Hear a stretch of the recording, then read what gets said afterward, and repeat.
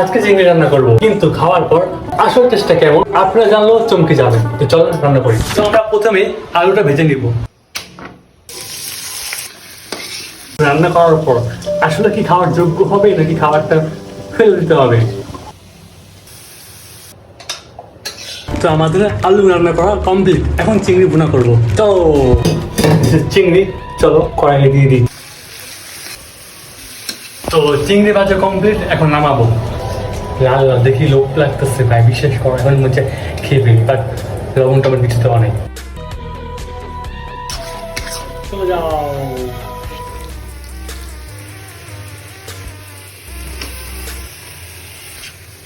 জল ছেড়ে দিয়েছি। আর আমার যে মনে হয় বুঝছেন ভাই, আমি চিংড়ির থেকে মনে হয় আলু কাটছি বেশি। এখন খাই এবং বলি টেস্ট আসলে কেমন হয়েছে।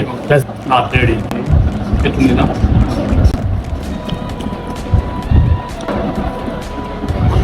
ভাই, জাস্ট ওয়াও ওয়াও ওয়াও।